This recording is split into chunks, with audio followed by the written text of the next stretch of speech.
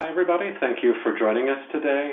My name is David Robinson. I'm the Director of Membership and Meetings for the Linguistic Society of America.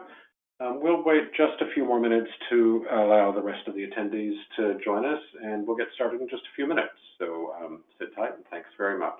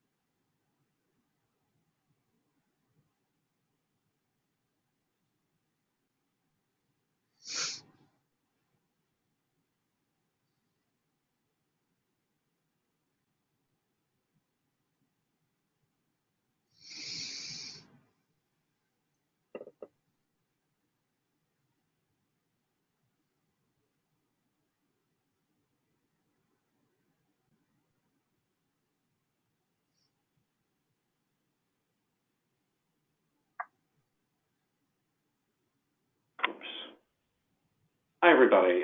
Thanks for joining us again. My name is David Robinson. I'm the Director of Membership and Meetings for the Linguistic Society of America, which is sponsoring this webinar.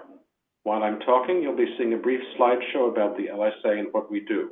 And on the last slide, you'll see some information about a special membership discount for participants in this webinar. We're excited to present this webinar on aligning research incentives and open scholarship as a service to our members and to the linguistics community at large.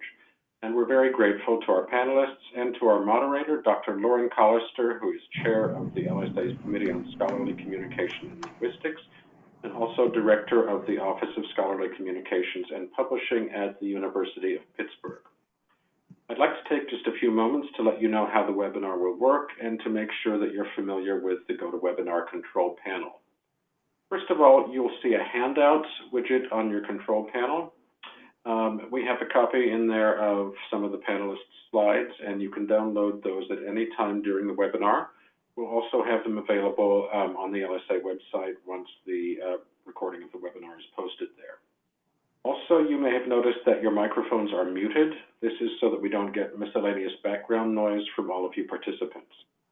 When it comes time for the question and answer part of the webinar, you can use the questions widget on your GoToWebinar dashboard to ask your questions. If your question is for a specific panelist, please let us know which one. And finally, I'd like to run a very quick poll to help our panelists gauge your experience with open access. I'll start the poll now, and please just take a moment to fill it out. I'll display the results so that everyone can see them. A moment. So the poll is actually to a little bit more about who you are. So I'm launching the poll now. Go ahead and fill it out if you would. Just take a moment. When people have answered, I'll go ahead and display the results to everybody.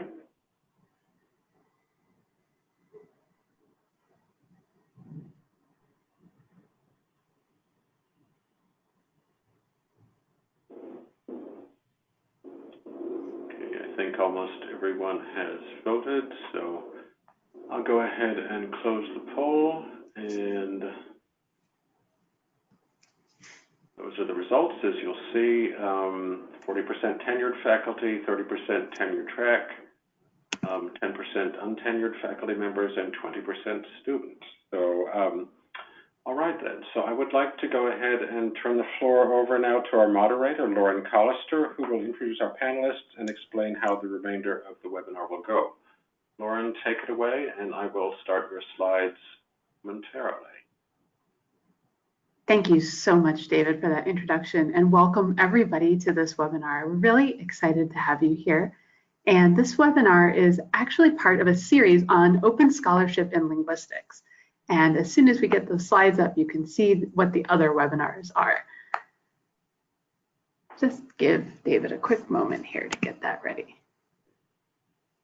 Oh, I'm sorry, I need to close the poll here. Yes. All right, can you see it now? Still on the poll, I think.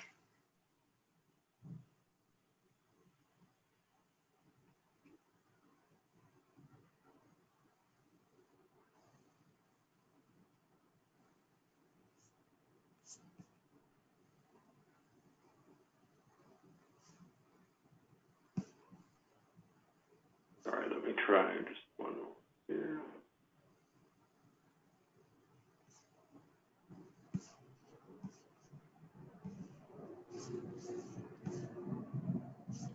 Okay, sorry about that.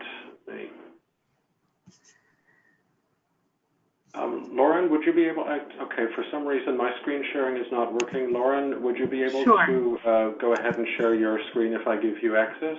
Absolutely, go ahead. Okay. Okay, there you go. Oh, wait a minute here, I think. Yeah, are you still showing the poll results? No, hold on one moment.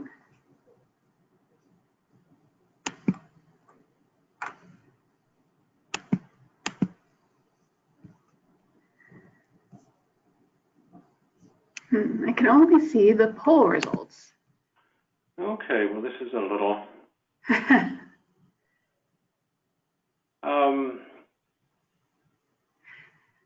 Let me see. I guess Lauren, do you want? I'm sorry, we're having a little technical issue here. If you don't mind, going ahead maybe and starting talking, Lauren, I will try to work this out behind the scenes. Sure, absolutely. So okay, I can. All right. So if you see my slides eventually, if this webinar is part of a series on open scholarship in linguistics. Our other webinars included the Open Access Primer, which was just held a couple weeks ago during Open Access Week, as well as a webinar on sharing your scholarship and self-archiving to make your work open access. These are all found on the LSA's YouTube channel, as well as on the website of the Committee on Scholarly Communication and Linguistics.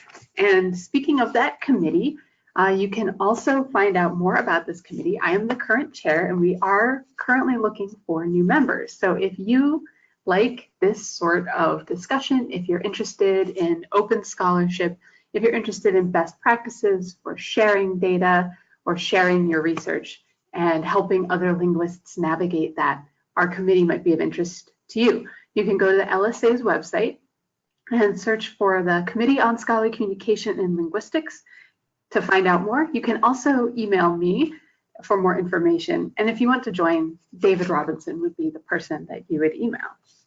Now, about today's topic. Today's topic is aligning linguistic research incentives and open scholarship. In our previous webinar, we introduced open access and open scholarship, giving insight into how researchers can practice open scholarship through publication outlets, open science tools, and the sharing of scholarly work. At the end of that webinar, Eric Bakovic gave some insight into how a linguist could incorporate open scholarship into their scholarly work broadly. It's true, there's a tension between the will for scholars to practice open scholarship, including publishing open access or sharing their data openly, and the work that they are expected to do in an academic position. There are competing pressures. Lauren, I'm just going to interrupt for a second to let you know your slides are now up. Oh, wonderful. Great. So here you're seeing those two previous webinars. And on the very next slide, you'll see the link to the Committee on Scholarly Communication and Linguistics website. So David, if you could advance those slides, please. Thank you. There's the website where you can find out more about our committee and our email addresses. And now go to the next website, David, please. And the next slide, please, David. Wonderful. Okay. So we were just talking about how there's a tension between what scholars are expected to do or what is spelled out in a job posting or an evaluation document, which might prioritize activities and behaviors that are not necessarily in alignment with open scholarship. And in the LSA, we've seen some movement on this topic. For example, we had the statement on the evaluation of language documentation, which built on the resolution recognizing the scholarly merit of language documentation. These guide linguistics departments in how to consider the difficult and time-consuming work that goes into preparing a language documentation data set or archive for analyzing, preserving, and sharing. We've heard that this statement and the guidance that we prepared in association with it has helped several departments with job advertisements and assessment of their linguists in their department based on the realities of the work that they do and the needs of the field for data management, sharing, and preservation. With this webinar, we hope to build on the foundation and explore more ways to align open scholarship with research incentives and what linguistics departments are doing to prioritize open scholarship. We'll explore possibilities for coordinated action, for example, adopting common language about open activities and job postings, annual reports, and maybe even tenure and promotion procedures. Finally, we'll discuss strategies for engaging productively with institutional leadership, such as provosts or research office staff, to ensure that departmental policies are aligned with the institutional policies. And to navigate this, I am very excited to have two fantastic presenters joining me for this webcast, Greg Tannenbaum and Chris Berg. They're among the people that I personally turn to for the latest thinking and action on open scholarship broadly, and as part of the work with the Roundtable on Aligning Incentives for Open Science, which you'll hear more about. They've been working with linguists to identify paths for making open scholarship a priority in the discipline. So now I'm happy to turn it over to Greg for the real meat of the presentation. So hopefully we can get this turned over to Greg easily and we can go forward from here. Hi folks, and I am going to share my screen. Hopefully that will work. And can folks see? It's eventually loading. Can folks see? All right. Can they see, or is a block of me covering it, or is it just the deck? Can David, can you let me know? No, you're working fine. Perfect. Okay. Thank you, everyone, for making the time. We're really excited to be speaking with you today. And thanks to David and to Lauren for hosting us. Chris and I will explain a little bit about how we got involved in this process as we go along. We're going to tag team the presentation. I'll just say by way of very quick personal introduction, I run a group called the Open Research Funders Group, which is a collection of philanthropies that are committed to the open sharing of research outputs. And as part of that work, I am helping to coordinate this National Academies Roundtable on Aligning Incentives for Open Science. And this is a multi-year project, a 3-year project that is bringing together critical stakeholders to fundamentally improve the correlation between and among open practices, credit reward systems, and research missions and values. More specifically, the Roundtable brings together about 35 or so senior leaders from universities and from funding agencies and from societies and foundations, from industry, to discuss the incentives for adopting open science practices, current barriers, current disincentives, and ways to work with communities and with disciplines to develop hiring, review, tenure and promotion, and funding practices that are more reflective of openness and the values that we espouse.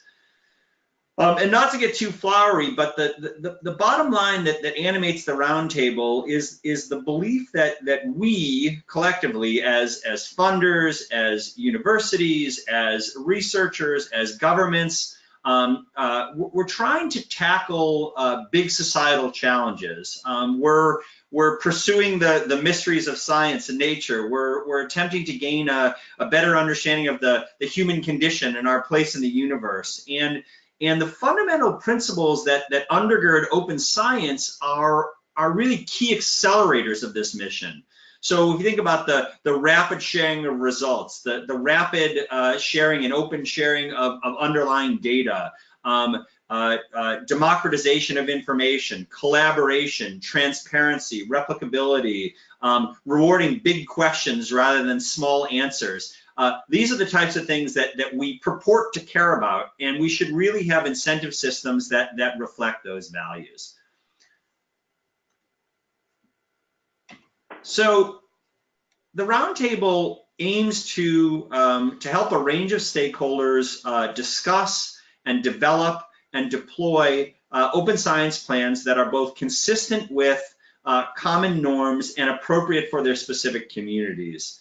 So the focus of our guidance is on the points of leverage that these stakeholders manage and how those points of leverage can be activated to create better alignment across research values, practices, and incentives. And the way I like to think of it is incentives are the tools that we use to ensure that research practices are consistent with the organizational values we espouse. So that's sort of the triad that underpins our work. And I should say right here, I probably should have said it a minute ago, but when we say open science, it's a bit of an umbrella term. So we don't think of science as the hard sciences or engineering and medicine or the physical sciences. We're really thinking about it as a synonym for open scholarship. The term open scholarship hasn't quite taken off in quite the same way as open science, but I want to be inclusive in my language, in our language, and so just feel clear that when I'm talking about open science, or if I'm talking about open scholarship, it's a big tent term that is certainly meant to be inclusive of the humanities, the social sciences, and really all forms of academic scholarship. So I mentioned a moment ago that there are key stakeholders that are committed to the Roundtable, and I wanted to give you some sense of what that actually means. So we have leadership from universities, from funders, and government agencies and others as well. I'm just going to leave this page up for a second so that you can understand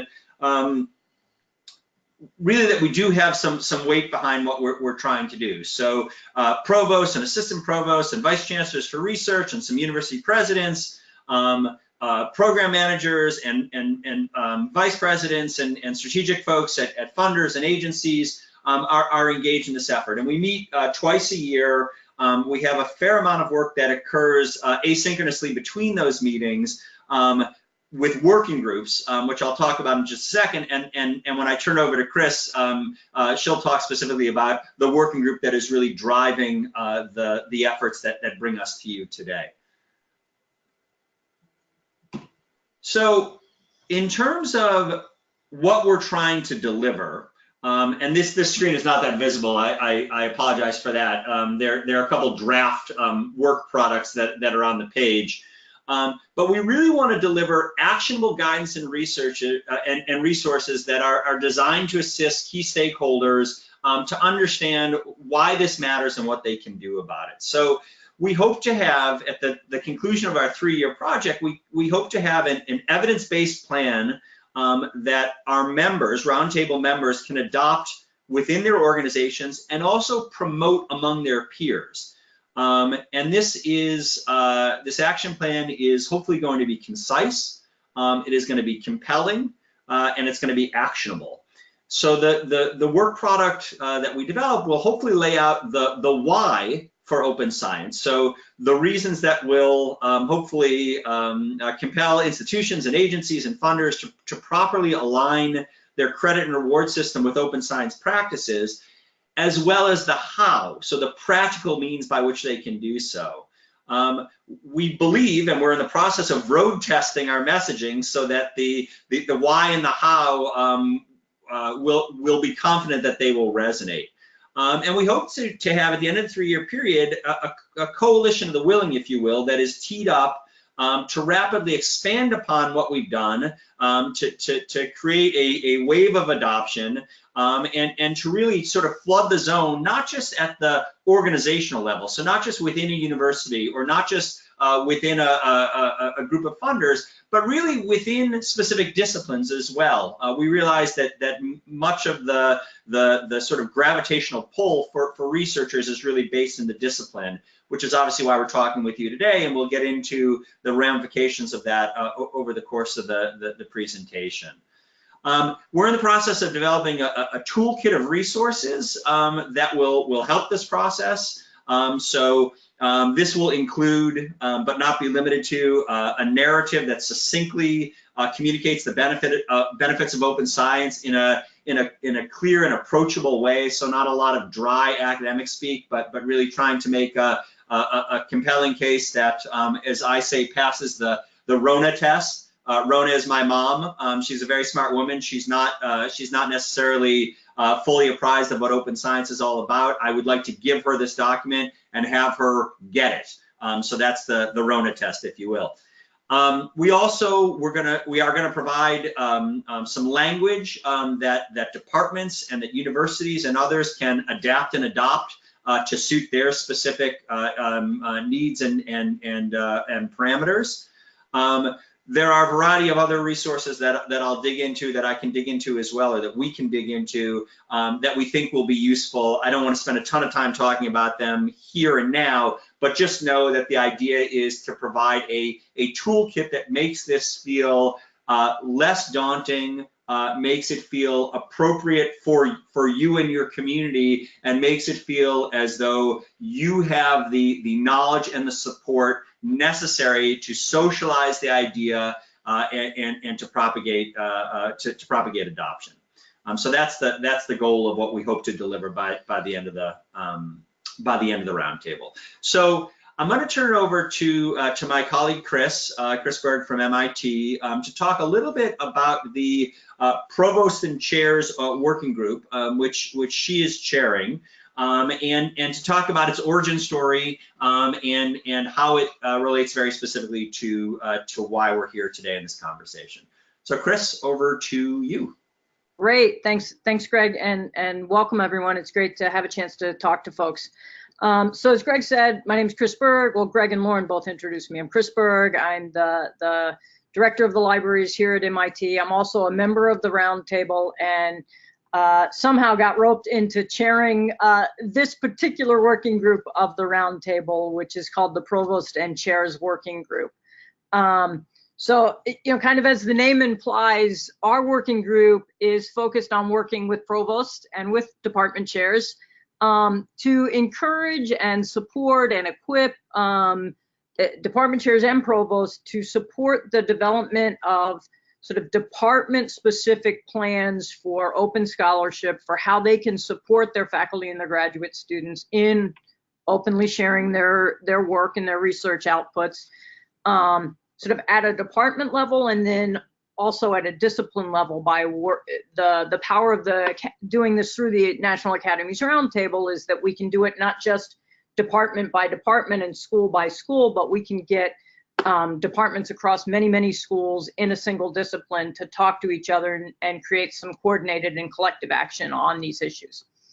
So the origin story, if you will, the idea for this approach really came out of one of the recommendations from a task force at MIT that was charged with developing recommendations for the senior administration at MIT about how MIT specifically could develop new policies, expand policies, somehow come up with new resources to support the more open sharing of MIT's research with the world, right? Those were, I co-chaired that task force, which I think is how I ended up on the roundtable and chairing this other task force. You know, no good deed goes unpunished, as they say. That MIT Open Access Task Force was composed of faculty and staff across MIT, and we spent over a year developing our understanding of the environment here at MIT and the environment nationally and internationally to try and form a set of recommendations that would make sense for us at this moment in time. And that would be good for MIT, but also sort of good for the academy writ large. That report, if you're interested, you can find it's open-access.mit.edu. The full report and set of recommendations, final recommendations are there, and those were released earlier this fall. But the way that this working group originated from that report is that as we went around, as that task force went around MIT talking to faculty in, you know, all 5 schools at MIT in every discipline, you know, it was really clear that there were very, very significant and important disciplinary differences that we needed to account for in any recommendations that we made, right? So, you know, different disciplines have different publication habits and norms. In some disciplines, the journal article is sort of the coin of the realm. In other disciplines, you know, long form scholarship and the scholarly monograph is the thing. In other disciplines, you know, it's the conference paper, and maybe they'll turn it into a journal article if they want to, but the conference paper is the one that counts. So there's those kind of differences, huge differences in the kinds of data that are produced during the process of research, and the different sensitivities to sharing that data that would need to be taken into account. And then just sort of real differences across departments in sort of norms and habits and cultures around open sharing, and readiness and availability of venues for even open journal publication, other kinds of sharing and data repositories and such. So huge differences that we had to account for. So we couldn't just provide recommendations for the senior leadership to provide top-down, one-size-fits-all recommendations. We had to develop some recommendations that would work at the department level. All of that is to say, one of the sort of key recommendations in our report is that the provost direct each department to develop their own department-specific plan for how they would, over the next couple of years, support open sharing of research outputs amongst their faculty and students. So we learned, and then, you know, we of course learned right after that single departments can only make so much progress. So the linguistics department here at MIT is fantastic. They're doing lots, and individual faculty there are doing lots to support open science and linguistics, but they can only do so much because the norms and expectations that impact incentives for individual scholars are discipline-wide, and they don't reside just in one department. You all know this, right? But that's sort of why the National Academies Roundtable became a great venue to really take the department level recommendation of that MIT task force and enlist departments across universities to start to get momentum at a disciplinary level, right? So it's the idea that there's strength in numbers, that sort of norms and cultures and formal incentives are disciplinary as much as they are department level. So that's the origin story of the working group. As Greg noted, and as you'll see on the slide here, our working group is very much relying on the other working groups in the roundtable. So what we're doing basically is taking ideas that are, and the working papers that are being generated by the other two groups, and we're getting department chairs from different schools across the same discipline to collaborate on applying those ideas in the form of department level plans in a way that's consistent and coordinated across a single discipline. So there's a group that's reimagining research outputs. There's another group that is making suggestions about language that could be used to sort of nudge or encourage open scholarship and open science practices at different moments, hiring, promotion, tenure review, annual review, those kinds of things. So as an example of how those might all work together, right? We might imagine that department chairs across a single discipline, for kicks, let's imagine it's linguistics, might agree to use some consistent language in tenure letters, right? They might use consistent language in both the letters that go out requesting external review and in those actual letters themselves, right? So for example, we might get a set of departments to agree that in the letters requesting external review, they add some language that says, please, in your evaluation of this candidate, please make special note of the impact of any open sharing of data that this candidate has done, right? Because that's important to us as a university and as a department. And then in the letter writing itself, individuals and departments who are writing letters can also, even if not prompted by the external letters, but hopefully you get both pieces, could agree that that's something they're going to highlight, right? They're going to highlight open sharing of data. They're going to highlight open sharing of research articles. So that's the kind of thing we're looking for that really only works across a whole discipline, not just within single departments at a given institution. So that's part of the power. And Greg and I have spent a lot of time in phone calls with department chairs from 22 different institutions, 36 departments, 14 disciplines apparently. The logos you see on the slide there are the linguistics departments, I think, that we've talked to. Yes? They are a subset. They are what I could easily grab and put on a slide. Representative sample. Representative sample. But we've had really great success reaching out. And what we did, we essentially started with a convenient sample of either department chairs from institutions who were represented on the roundtable, or department chairs that one or the other of us knew and were able to reach out to, and then we snowball sampled from there. So we got every time we talked to a department chair who was enthusiastic, we asked them to recommend a colleague at another school who might also want to participate. And we essentially just sort of talked to them about, look, we started with folks who we knew would be receptive to the idea of promoting open science. And in some cases were already working on developing their own department policies.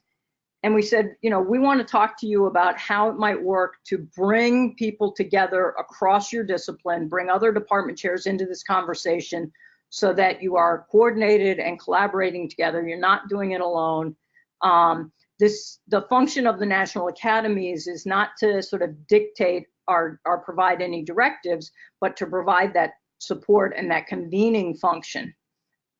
So at this point, we've got linguistics departments at MIT, at UCSD, University of Maryland, and University of Pittsburgh absolutely committed to this and to working together. And we have a couple of other linguistics departments we've talked to who are interested, and we're going to keep bringing them into the fold. And we've got some plans on how we're going to do that I think is what Greg's going to talk about next. Indeed, and thanks, Chris. And I'll note that we the departments with which we've spoken, as Chris indicated, it's really a friends and family situation in terms of who did we know or who did they then recommend. There's no linguistics department with which we've spoken that has said we're not interested in this. And so our experience with the departments with which we engaged really sparked a thought, which is that we could and we should engage the discipline at scale, and the way best to do that would be to coordinate with the Linguistic Society of America. Chris and I think it's fair to say, both very much enjoy these conversations. If it were left to the two of us to try to realize open scholarship at scale, it would be 2100, 2200 before that got accomplished. And so we need to accelerate this a bit, and we think that working at a disciplinary level is a good way to do so. So one of the animating factors behind this discipline-specific approach is best typified by this quote, right? Which is, how do we make sure that the open science policies we implement here will align with what our peers are doing in their own departments? And this is really an important point, right? That no institution wants to go out on a limb, and particularly for their junior folks, their early career folks, ask them to take steps to do things that may or may not benefit them outside the bubble of this institution. And frankly, going beyond that, this is a more frank way to frame that same consideration, right? It would totally suck if we made our people do open stuff that made it harder for them to get work elsewhere. So, in a nutshell, this is a theme that we heard articulated by department chairs in linguistics and in other fields as well. They want to make sure that any open policies that their department might implement are right for their faculty. And out of necessity, what that means is that it needs to align with the norms and practices of the wider discipline. So, the example that we talk about internally is, I'm an early career researcher, I'm at a university, and I'm asked by my department to post my data sets in an open repository, so that the larger linguistics community can build upon them. We have an open science policy. We want to encourage transparency and replicability, so I'm supposed to put my data sets up openly. My university acknowledges this as a criteria. It's embedded it as a criteria as part of its tenure and promotion guidelines. And they also acknowledge that the work that I invest to make my data set really usable and really discoverable may have the effect of reducing the total number of papers that I can generate because I'm spending my time on data curation and data dissemination. And my university is fine with that. However, I may be applying for a job at a different university, and they may not have the same policies. And if they're not giving weight to the open sharing of data and the time that it takes to properly curate that data, then I will be implicitly penalized because I could have been spending my time, writing another paper or getting another grant, et cetera, and so forth. And so that would be a really negative outcome if, under the guise of my institution seeking to be more progressive, if really an unintended consequence of that is that I was penalizing some of our folks. And so we don't want that to happen, obviously. But we believe that by coordinating our activities at a disciplinary level, we can greatly mitigate this concern. So here is, this is just an example in psychology, because we can see across different disciplines, there are examples of this type of coordination that already exists today. So it's not just theoretical, it's really happening today. So, and in the interest of time, I'm only going to show this single example, but it's increasingly common in the field of psychology for departments to use language like what we see here in their job postings and in their job evaluate or job application processes. So this is from a University of Oregon listing, but in fact, within the Open Science framework, there are dozens of examples of psychology departments that use similar language. And so this is in a job posting, and it just says, our department embraces the values of open and reproducible science, and candidates are strongly encouraged to address in their statements how they have pursued and or plan to pursue these goals in their work. Again, the language is substantively the same across lots and lots of different departments, psychology departments with job postings. And this is, it's an important signal, obviously, that this department cares about these things. If you're applying for the job, you have to think about this, right? What have I done to make my work open? It is certainly awkward to not discuss it, and it sparks conversation, you know, with applicants, and also with within the department about, you know, about what type of open sharing should occur. So, just moving forward here. You know, we certainly, in the work that we're doing, we have used real world examples like what I just showed from the University of Oregon. We've had lots of conversations with Roundtable members and their networks. We've worked, as Chris said, on with other working groups within the Roundtable to draft language not only for job postings, but also for annual reporting. So for the annual reports that faculty members have to fill out for their departments. So this is sample language that we've developed as the Roundtable for those purposes. And to be clear, we're not. The ask here isn't that you just take this language, you bring it back to your department and you implement it. The ask here, as I'll get to in just a minute, is really that we use language like this as a starting point for a multi-partner conversation, a multi-stakeholder conversation. We want to talk to you. We want to talk to your colleagues in your department. We want to talk to your chairs. We want to talk with your administration. We want to talk with the Linguistic Society of America. We want to talk with the larger linguistics universe, really to understand what represents language that's appropriate for linguistics and language that potentially could be adopted at scale. And again, it doesn't have to be precisely the same at every institution. Different departments are going to have different considerations. But if there is some coordinated action, it is going to make it a lot easier for folks to understand disciplinary norms and expectations. So, you know, quite succinctly, what are we asking here? Well, the first step is we want to understand who actually cares about this enough to engage, right? So what a coalition of the willing looks like. So we know in sort of an abstract notion that people are inclined to share or inclined to support the open sharing of research. It's values aligned. But beyond that, the project actually requires people to take that notional approval and translate it into real policies that are going to affect real scholars who are doing real research. And we're cognizant of the fact that's a non-trivial request, right? That we're actually asking folks to do something here. So the first step is, you know, is ultimately through conversations like this, we'll be coming to the annual meeting and doing a substantively similar presentation there as well. But over time, we really want to establish a cohort,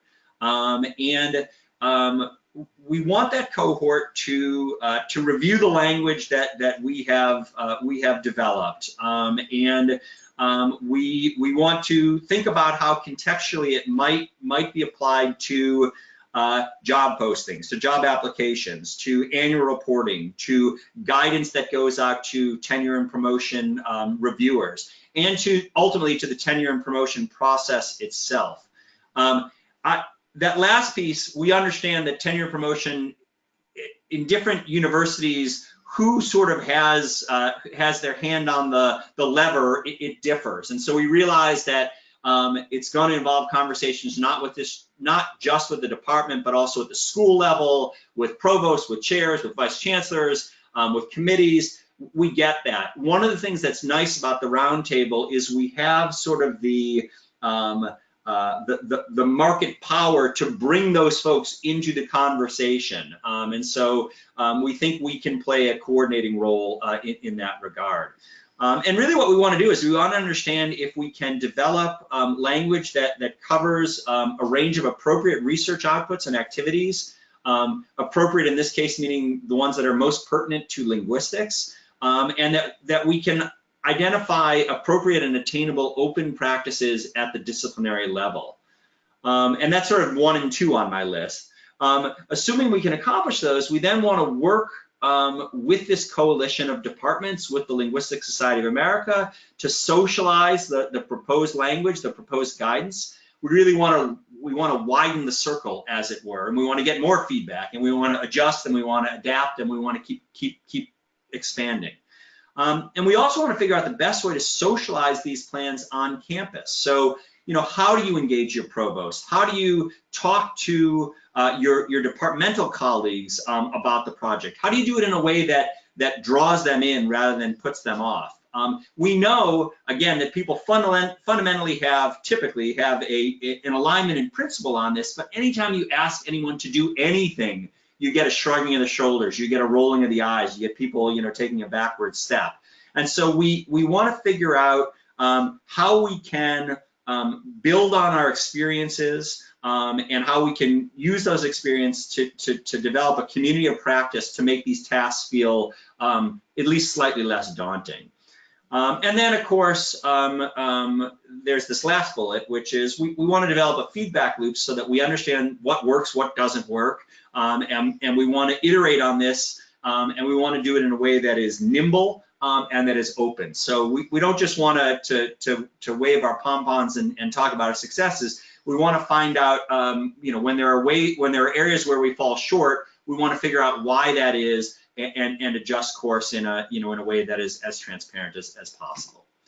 So we see, as I mentioned, we see that the roundtable as an organizing body in this conversation. We can certainly leverage the National Academy's name as well as the commitments of the actors who are involved in the roundtable. We found that that's a really good way to get people's attention, is to say, hey, the National Academies is doing this. It has the support of these organizations.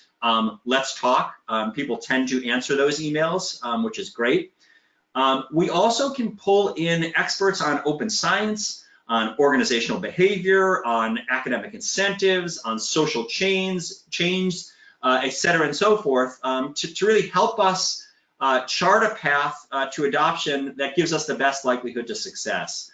So as one example, we have a working group that is engaged with the author of a book called How Behavior Spreads, to help us understand the science of complex social contagions. And the idea here is, what are the appropriate networks to sort of activate if we really want to propagate this, these practices that we're developing. So just, by way of conclusion, we really, as a roundtable, we feel confident we can bring in the subject matter expertise. We can get virtually anyone we need to take our calls. We can pull together a set of resources that we think can get a discussion started in any discipline, in linguistics in this case specifically. And we can do a lot of the heavy operational lifting in terms of generating materials, meeting coordination, et cetera, and so forth. And we think that by working collaboratively with you, with the LSA and with you specifically, that we can engage in ultimately what's a well-informed discussion with what we think is a good likelihood of success.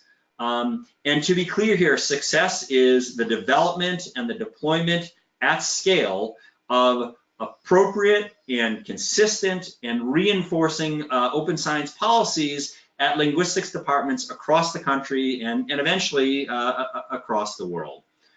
And because this is a linguistics group, my guess is that I'm statutorily required, if the deck is of a certain duration, to have some terrible pun or play on words. And so I include this little cartoon here.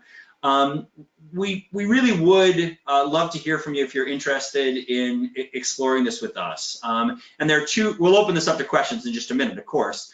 But there are two near-term opportunities that I'd be remiss if I didn't mention. So one is, again, we're going to be in New Orleans. We're going to be at the Linguistic Society Association. We're going to be at the meeting in January to rerun this presentation and to have, after that, a more detailed planning session. So we talk about this coalition of the willing. We're going to actually meet there to talk nuts and bolts beyond just rerun the presentation.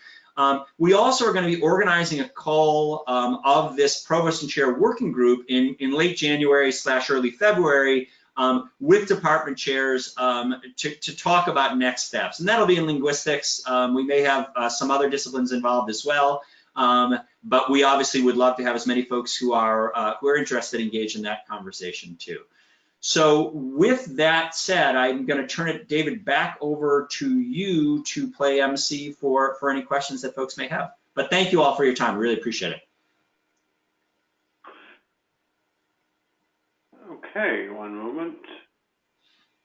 All right, thank you, everybody. Thank you to Chris, Greg, and Lauren for this portion of the program. We're now ready for the Q&A, as Greg indicated. So remember that there is a questions widget you can use to ask your questions. I'll read them off to the panelists. And if your question is for a specific panelist, please let me know who it's for. So we will await your questions.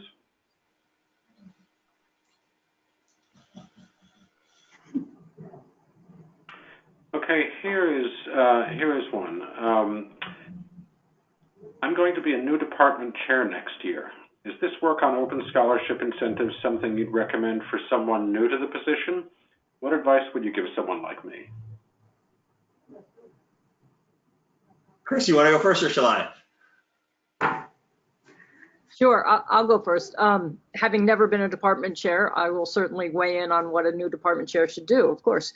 I mean, I actually think that the timing is such that not tackling open science in your discipline at your department, whether you're a new or an old chair, sort of leaves you a little behind and out of a lot of sort of really big conversations across the academy right now. So yes, I think even a new department chair, perhaps especially a new department chair, has the sort of opportunity and in some ways a responsibility to take on these topics.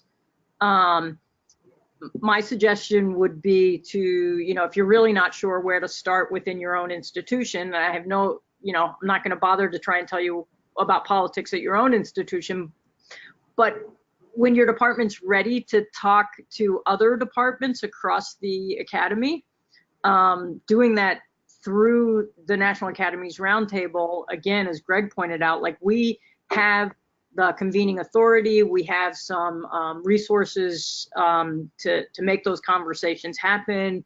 We can put you in conversation with, sort of more senior department chairs who are further along this path and can, really sort of show you what they've done. So yes, a new department chair should definitely do this, and we stand ready. Like the National Academies Roundtable is a great place to get resources to have those conversations. I think that's right, and I'll just add that when I alluded before to the notion of a community of practice, that's the type of thing I'm talking about, which Chris just described. So no department chair, new or established, no department chair should feel that they have to create talking points or craft an argument in favor of open science on their own. These materials exist. We know, in fact, what resonates with provosts, with departmental colleagues, with early career researchers, et cetera, and so forth, and we can assist in that in a way that makes it feel slightly less daunting. Great, here's another question. There are numerous international movements on open scholarship, Creative Commons, et cetera. Have the panelists been in touch with those organizations, and if so, what progress has been made? Yeah, that's a really good question, and one of the things that's both an opportunity and a challenge is there's a real alphabet soup out there in terms of different organizations with different acronyms that are doing different things, and it makes it slightly daunting to begin to get oriented, right? So where do I even start? And so one of the things that we are trying to do, it's a separate working group within the Roundtable, is to try to provide a series of primers, if you will, that basically say, look, if your first interest is in the open sharing of articles, or it's in the open sharing of data, or if you're really interested in code, whatever it may be, what are other organizations doing? How does this alphabet soup actually organize so that how do they relate to one another? How do I get oriented to understand what to think about first, what other organizations are doing, and how I can further the conversation productively in my own institution? So, long story, slightly less long, we think we can develop resources that help sort of clarify and help folks wade through what may seem like a morass from the outside.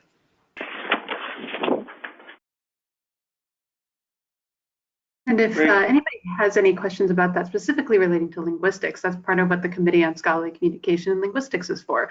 So you can always ask one of our committee members. You can email our list.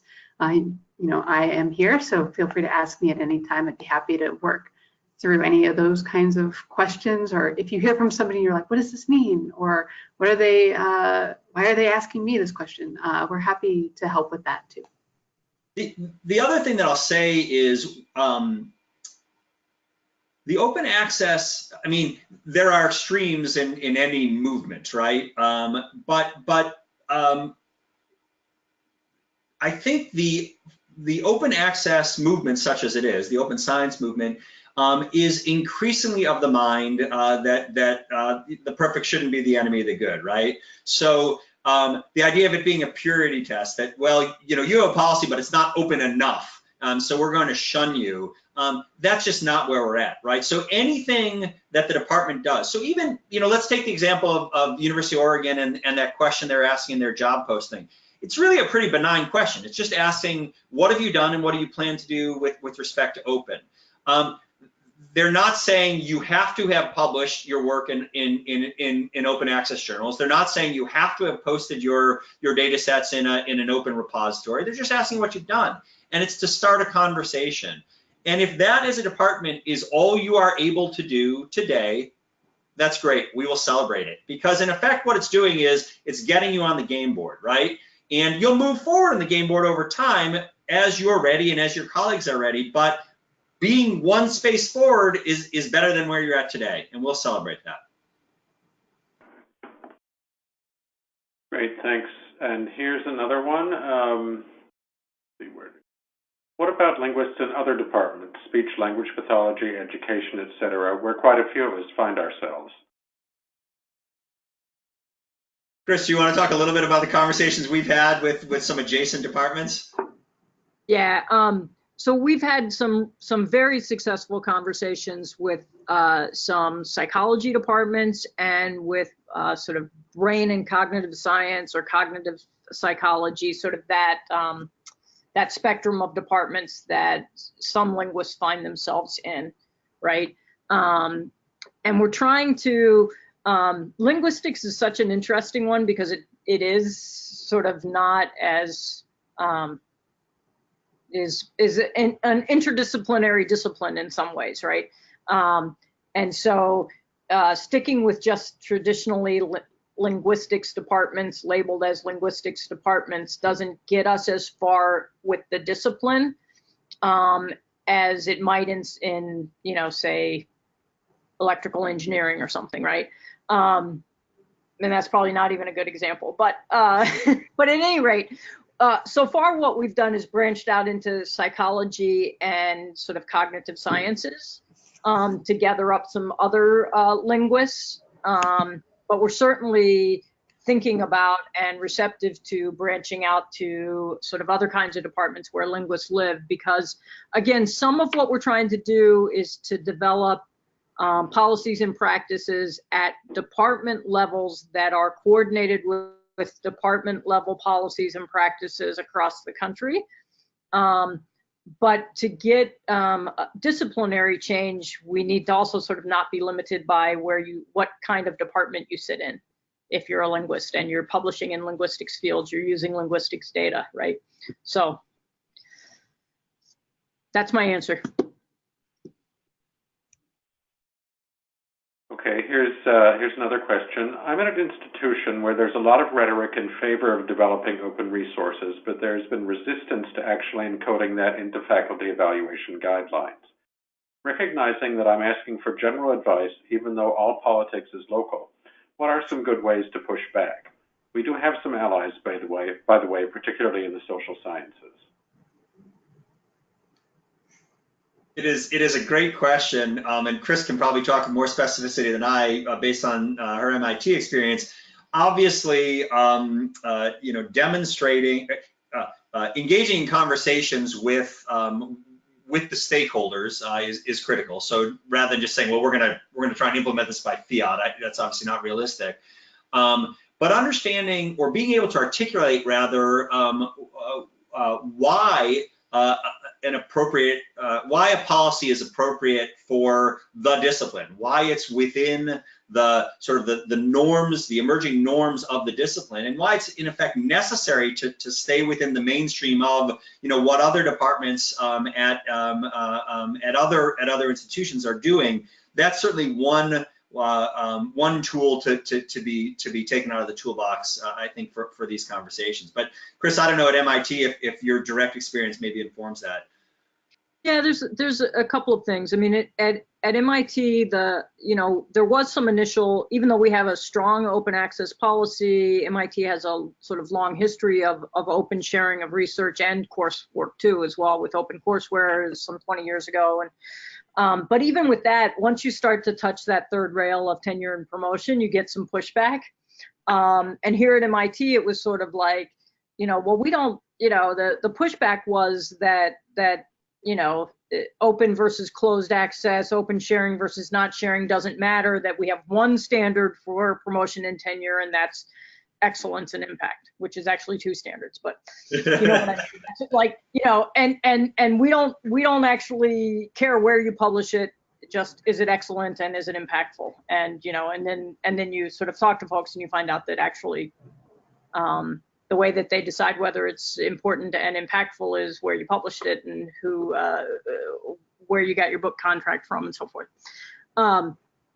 So yeah, I think that in terms of navigating local politics, is one of the things that Greg and I have found out from the conversations we've had is that different schools, there's a different amount of leeway at different colleges and universities for the department chair in terms of tenure and promotion guidelines, right? So some of the schools we've talked to, the department chairs were actually given a task of rewrite promotion and tenure guidelines for your department, and the provost will approve it and it'll be fine. Other department chairs we talked to said tenure and promotion, I have no control over that. That's handed down from the top. It's, there's no way to change it. It's, it's like a constitutional amendment or something. So all of that is to say, I mean, understand sort of who controls tenure and promotion at, who really controls it and the guidelines at your locally is really important. So you know where the pressure points are. And also sort of understanding what's behind the guidelines, because we know that there's almost no academic in the world who would actually say, open quality and impact can be measured by how closed your scholarship is, how little you share it, right? Nobody's going to say that. So, but helping people understand that maybe some of the either implicit or explicit ways that those guidelines are communicated are actually coming close to saying that. might be helpful. I 100% agree. The other thought that sparks is, for some departments, that's a tall mountain to scale, and so it is perfectly appropriate to say we aspire to that, to changing tenure and promotion. But in the immediate term, we know we can easily change, or relatively speaking, we can easily change how we list our jobs, how we evaluate job applicants, how we do our annual faculty reviewing, reporting rather. Those are things we presumably have more dominion over. And so in that case, all of those things can be checked off the list fairly quickly, and they're going to help you gather data about how faculty, how researchers react to that, and that data, I think, will inform the conversation about tenure and promotion over time.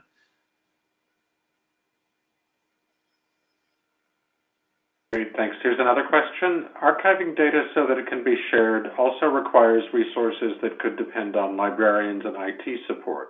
Are people from these departments involved in the discussions? Lauren, you want to take it? Sure. So yes, I'm here. So we do, oftentimes linguists, as whoever's asking this question probably knows, is that you really need, it's not a DIY effort, it's not a do-it-yourself effort to archive and share your data. There are special language archives, there are special data archives out there, there's libraries with departments or people who specialize in this who can help linguists do this work. You're not on your own. And I personally, and I don't know how many folks on this webinar know who I am, but I am a librarian with a linguistics background, and I work as the Director of Scholarly Communications in a library. And as part of our job is to help folks do this work and navigate it, while we are also embedded in this larger conversation, like these ones at the National Academies and other ones with archiving organizations and whatnot. And speaking from my own experience, and I think the experience of many others, we are involved in these conversations already. And this webinar right here, this group is bringing the two sides together. We have the disciplinary folks who want to do these things, who are invested, involved in sharing, opening, preserving their data, and the people who have the expertise and the know-how and the infrastructure to do it. It's time to bring them together and figure out how we can work with each other to propel the field of linguistics forward, but also then leverage all that expertise to gain more knowledge on how to best do things, what works for certain disciplines. Maybe we need to develop something in this area to help. So that's the perspective of one person in the library world. But yes, I would say that these conversations are going on right now separately, and this is an effort to bring them together so that there's some overlap in the Venn diagram. Any other comments from Greg or Chris on that topic? Let me chime in just to echo everything that Lauren said, and also to note that I am the director of libraries here, so we do bring a library perspective to the roundtable, the working group on the roundtable. We also just a couple of months ago actually sort of upped the librarian quotient on the working group by adding now I'm blanking on her Parnham. Loretta Parnham, librarian from Atlanta. I'm trying to remember her official. Anyway, we added more librarians specifically because, as Lauren said, the expertise and the infrastructure to do some of this resides in libraries. I also want to tag on and go back to the earlier questions about sort of how do you navigate campus politics and what do you recommend for a new department chair? And I was remiss in not recommending that you go talk to your subject librarian, right? Because they're going to know what else is happening on campus in a way that libraries are sort of a hub that has tentacles out to every department on your campus. So they will know what other departments are wrestling with trying to advance open science, what other departments are sort of looking for centralized resources to support data archiving or data sharing. And you know, at least here at MIT, the politics are such that if I can get a department from the humanities and a department from the engineering and a department from science who all want the same thing, chances are better at convincing the provost. And the quickest way to find out who else on your, you know, you can't poll all the departments at once, but I guarantee your libraries will know because they have a representative or a liaison to each of those departments. Right, So you can also look for a person. Unpaid ad for library. Yes, you can also look for a person with a title like mine, a scholarly communications librarian, or a director of scholarly communication, or somebody with something like that in their title. They often have multidisciplinary contacts and people contacting them from all over the university asking very similar questions. So they might be a really good resource as well to put you in touch with other people who are asking about these kinds of things. Yeah, and I will just add very, very briefly that in terms of library representation on the roundtable, in addition to the Open Research Funders Group being a co-coordinator of this effort, our co-leader in this is SPARC, which is a global coalition of libraries that really are committed to making open the default. And so it's very much baked into the organizational DNA. And Lauren and Chris are 100% right that if you have a question on your campus about what's going on or how to do something with respect to open science, starting with the library, it's hard to go wrong. And then the other part of the question that this most recent questioner asked was about IT. So information technology, that kind of infrastructure and that component of it. I know at my university, we work very closely with IT to get resources that people need to help navigate that kind of landscape. We also have our own IT here in the library that provides us with some resources, but we tend to be a little bit of a broker in that relationship. So we can help you connect to that. I don't know if it's the same for other libraries or if you have experience with talking with these kinds of folks as well as part of the work with the roundtable. Certainly, you know, library, I think that broker role is the one that's most common. There are some libraries will help very directly with the development of a data management plan, for example, and will in effect co-create that with the researcher. Others will point them in the right direction, but I think it varies from school to school.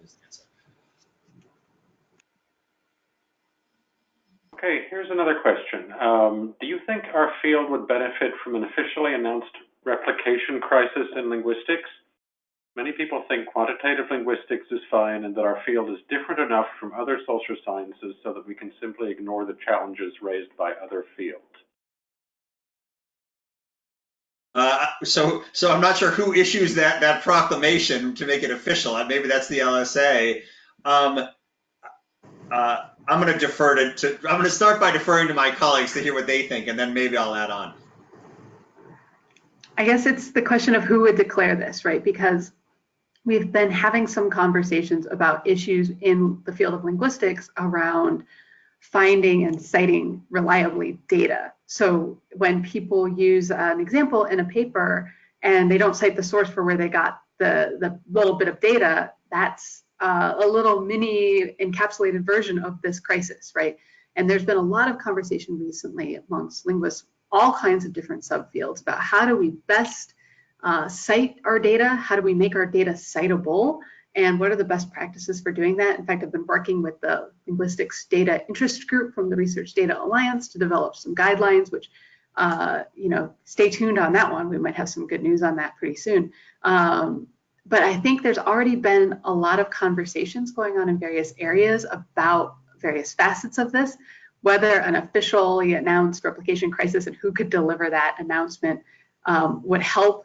But I think it would help if folks would, who haven't heard of that or haven't been following that discussion, would look into it a little bit, because look into the Research Data Alliance work of the interest group and you know, see how they could advocate for doing a little bit better with their students or with their colleagues, and spread the word about that. I don't know if we have an exact replication crisis like they do in psychology, But we do definitely have some elements of that have happened in the field that we could definitely do better at. I mean, there's always room to do better, but I think, yeah, I don't know if hysteria over a replication crisis would help, but we could certainly learn some things from the other fields. I mean, I think I'll just add that, and I am not a linguist, so I don't know whether you have a replication crisis in linguistics or not, but I will say that my sense across a bunch of different fields is that fields that have made significant progress on opening up different parts of the research stream, right? So either opening up registration, pre-registration of studies, opening up data, opening up preprints and conference papers, right? They have been a lot, the biggest jumps in the past couple of years in different fields have been because not for open's sake, but to solve some other problem in the field, right? So in psychology, it was because there was this recognition of a replication crisis. And so that spurred the, real uptick in pre-registration planning and data sharing and so forth. High energy physics has been sharing their working papers on archive for literally decades. And that's not because there was a replication crisis, but because they needed to get that information to each other quickly so they didn't waste money and time studying things that have already been studied, right? So understanding what is it in a particular discipline that is holding back the discipline from solving these great challenges the way that Greg framed it at the beginning, that's important anyway. And it turns out that various open science practices are really great ways to break through those log jams. And it might be a replication crisis in linguistics, but whatever it is, probably some element of what we're talking about in terms of different incentives for open science would help break through whatever the log jam is. And I would say I agree with both what Chris and Lauren had to say. I would say it's a replication opportunity in the sense that clearly it's a relatively small, a relatively modest percentage of data that are being shared right now in linguistics. And the more widely, the more quickly, the more reusably that data are shared, the better able we are to test research conclusions. And we should all want our research conclusions to be tested, right? And so that's an opportunity, and let's embrace it. Great. Here's another question. Open access, while a hugely positive and beneficial enterprise for our field, has polarized certain sectors of academia, as seen in the recent split between Lingua and Glossa. While we should not be intimidated or deterred from pursuing open access, I wonder how we might go about all this as peacefully and constructively as possible. I think step one is something that we said earlier, which is not being too militant about what counts as open, right? Not saying you're not open enough or you're not meeting some standard that has been set.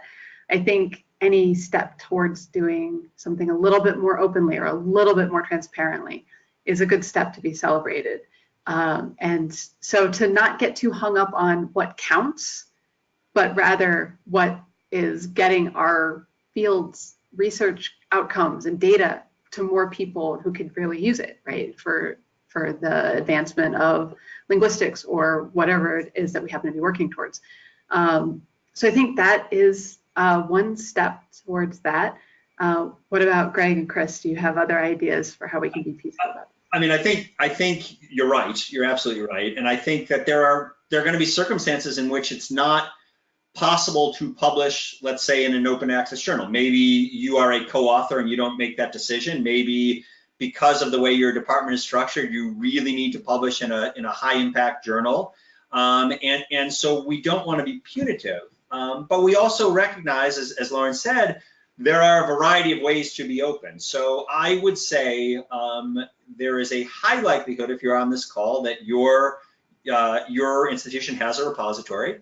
and there's a high likelihood that that repository has a scholarly communication librarian or some sort of coordinator who, if you emailed or called and said, hey, I have this paper I want to get into our repository, they would be able to help you. And you have just made your paper open. It may not be the version of record. It may be the penultimate version. It may not be, corrected with all the figures. It may not be immediate. There are all these different caveats we can put in it. But if I'm on the internet and I want to read your paper, there's then a fair likelihood that I can find it and it'll be useful for me. That is a win, right? We should just say that is a win, full stop. Chris, anything else?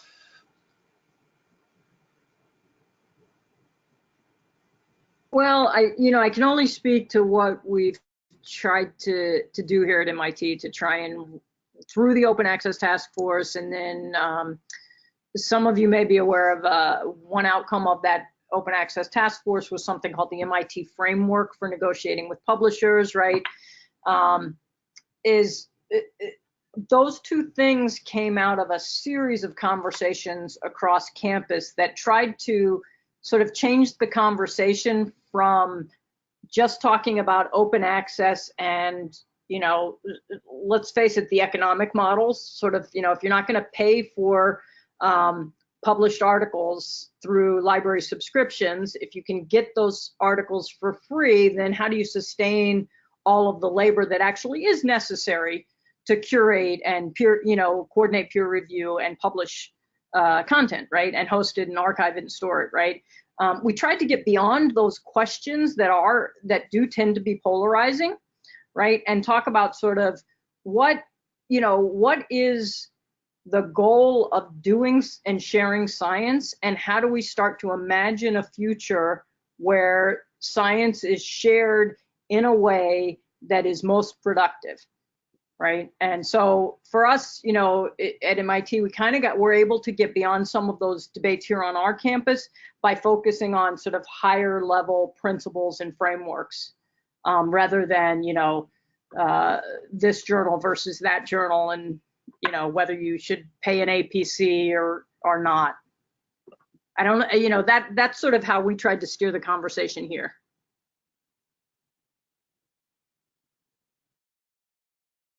Great, here's another one. In addition to making our data and articles open, how can we ensure that the materials are truly understandable to non-academics? As an example, will teachers and/or policymakers be able to engage with our research?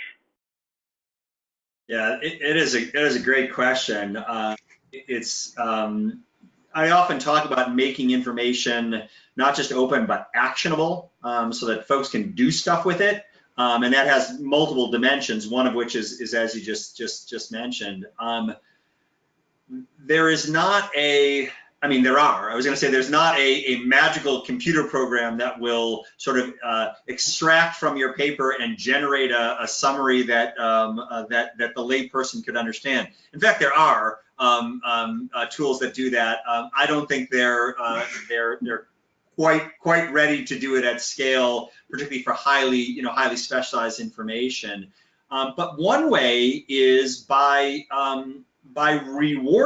creating an incentive system that rewards you for putting in the time to do that, right? So just specifically, we mentioned some of the language that we've drafted in consultation with our roundtable members, and one of the things we ask in a variety of places, whether it's in a grant application if you're a funder, or whether it's in the annual reporting if you're a department, is how have you made your work open? But then how has it been used by others, including, and the language, the draft language that we have explicitly says, including in pedagogy, in policy making, within across the wider community. So if we want our faculty members, if we want our colleagues to do this, we have to provide some incentive for them to do it, right? And so that's where I would start, is by acknowledging that we think this is important, and that we're willing to say so when we have our hands on the various levers and dials that provide incentives.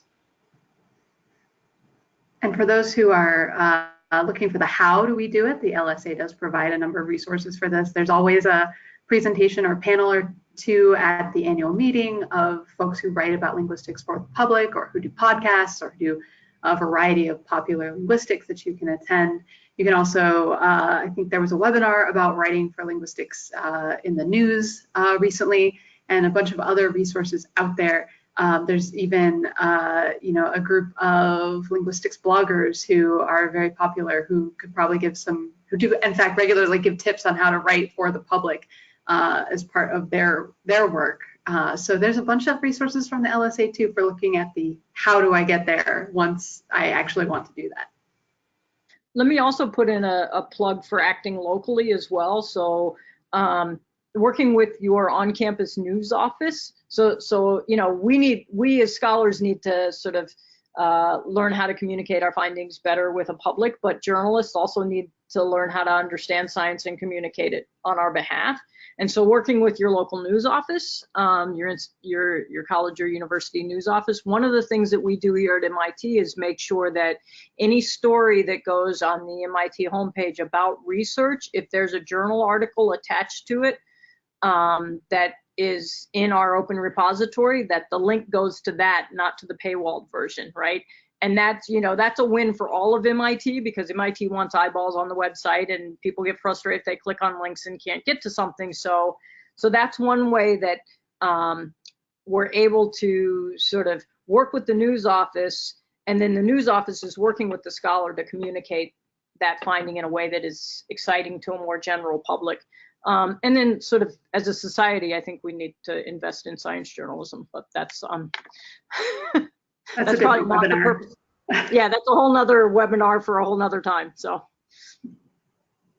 Okay, we have time for maybe one more question if the panelists are in agreement. Okay. Is there any specific advice you have for people who create open software and code?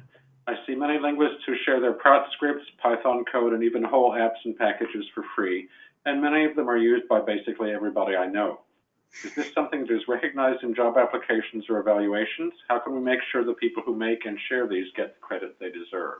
This is a terrific question, and it points to something Chris alluded to earlier. She talked about the reimagining outputs working group, where basically what that group is tasked with is understanding that if we want to reward open activities, we should really take this as an opportunity to think about really the range of outputs that are research products, right?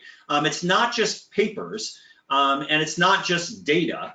That there are a range of things that we generate that are research outputs that can be used by others, that add value, that improve our understanding, and we should acknowledge those. And so there's actually a list that we've created that's probably, it's a long tail. So there are 24 or so different types of research outputs. But code code and software are two of the more prominent examples. And certainly in a discipline like linguistics, as you get more to the cognitive side, to the engineering side, this is relevant, and we should make sure in the language that gets built that we're not just explicitly, that we're not just talking about papers or papers and data, that we're naming different types of research outputs, and we're encouraging the researcher, we're encouraging the faculty member to expand our horizons if there's something we failed to include, and be open to that. And of course, always cite your sources, right? This is a thing that anybody can do to make sure that people get the credit they deserve, is to give a good citation back to that person, and even do some direct communication.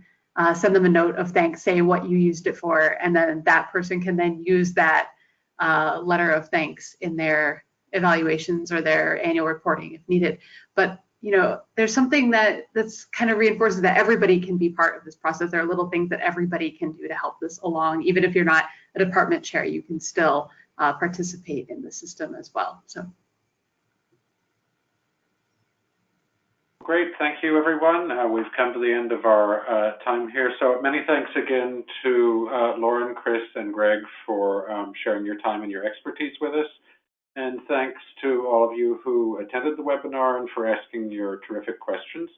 We will have a recording of this webinar available no later than tomorrow. We'll put it up on the LSA website, and I'll let you know when that's ready. So thanks again, everyone, and have a great evening. Thank you. Bye-bye now. Thank you.